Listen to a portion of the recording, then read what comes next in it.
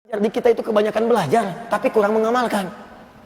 Coba lihat, dulu TK, sekarang ada KB. KB, TK. TK dibagi dua, TKA, TKB. Nol kecil, nol besar. Sebesar apa nolnya? Saya nggak tahu. Habis itu SD. 1, 2, 3, 4, 5, 6. Sekarang SD aja kelasnya diajarkan sekelas pelajaran yang luar biasa beratnya. Ada SD yang masuk pagi, pulang-pulang kemudian sore menjelang maghrib.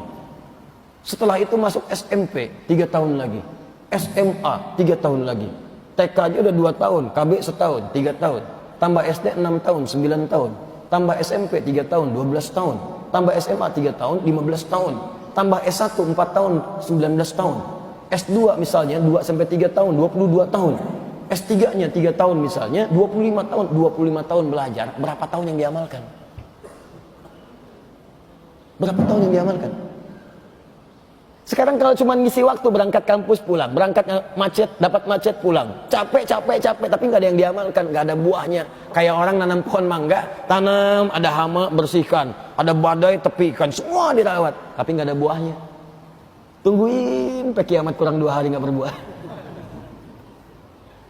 Makanya hati-hati, jangan sampai hidup sampai tahun ini. Mohon maaf Bu ya, Pak, mohon maaf sekali lagi kalau kalimat ini kurang menyenangkan. Jangan sampai diberikan oleh Allah usia yang cukup panjang, tapi nggak ada manfaatnya. Coba dah ditimang-timang sebelum tidur, sebelum beraktivitas. Saya ini usia udah berapa tahun? 10 tahun, 20 tahun, 30 tahun, ini rata-rata udah 40 tahun ke atas, Ben.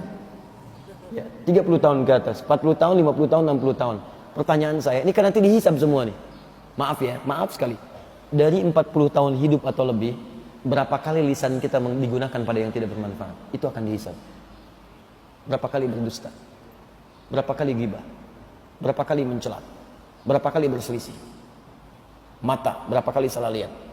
Telinga, berapa kali salah dengar? Tangan, sampai ke ujung kaki, itu akan dihisab. Akan dihisab.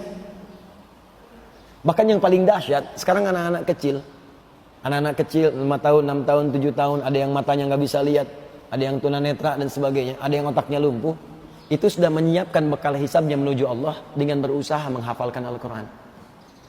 Dan sekarang bukan cuma hafal Bu, Pak, saya kedatangan tamu dari Muara Enim, agak dalam di Sumatera Selatan. Muara Enim, lampu merah, sonoan dikit. Jauh. Ibunya, bapaknya, anaknya 4 orang, plus kakek dan neneknya. Datang kemudian ke Bekasi untuk menunjukkan anaknya supaya dicek hafalan Qurannya. 7 tahun, bayangkan 7 tahun anak masih usia main, hafal Quran dengan nomornya, dengan halamannya, dengan posisinya, dengan topiknya, dengan terjemahannya. Dan itu disampaikan pada anak-anak adik-adik yang lainnya. Ashraf yang pertama, Habib Abdurrahman As-Sudais yang kedua, Fathur Rahman yang ketiga, Uwais Al-Qarni yang keempat, yang masih dalam kandungan baru 2 bulan. Datang hanya untuk bertanya bagaimana cara menjadikan anak-anak kami ini ahli Quran, Ustaz. Kenapa mau seperti ibu? Kenapa mau seperti itu, Pak? Supaya kami punya bekal saat pulang menuju Allah. Anda bayangkan, banyak orang merasa sudah hebat. Anda jangan merasa hebat dulu datang banyak ke pengajian. Udah hadiri pengajian Ustaz A, Ustaz B, Ustaz C, Ustaz Fulan. Tiap hari ada jadwal taklim. Berapa yang diamalkan?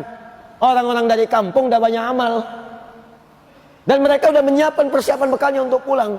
Sebagian orang menyebut mereka miskin, tapi ternyata kaya akhirat.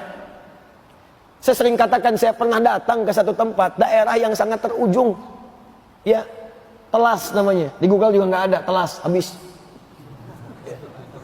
Naik sampai ke bukit, bertemu dengan seorang yang perawat kambing, penjual kambing, perawat lah, ya perawat kambing tepatnya.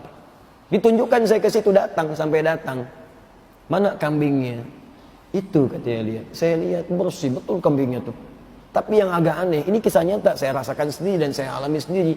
Yang agak aneh, mulutnya ditutup oleh potongan aqua. Karena ada aqua tuh ya, di atas yang nanggung sedikit, setengah liter tuh mungkin ya. Dipotong itu, ditutup ke mulut kambing begini.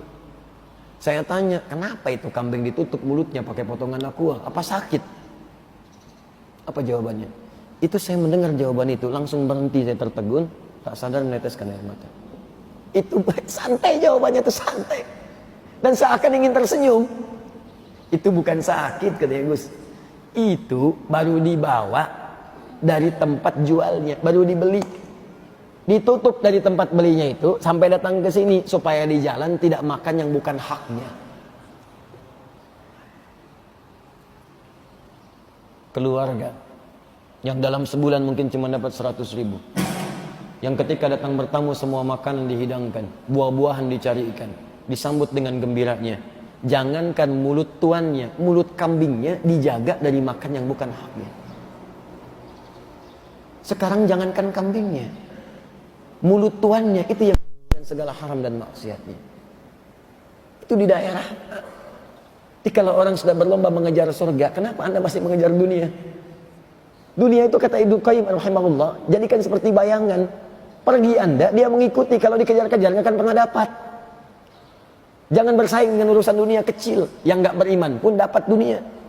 Silahkan cek orang-orang yang belum beriman. Banyak orang terkaya dunia sekarang belum beriman. Banyak. Jadi kalau Anda bersaing hanya urusan dunia nggak dapat apa-apa. Yuk pulang dari sini siapkan. Nanti pulang ke akhirat mau bawa bekal apa? Pintu surga ada 8.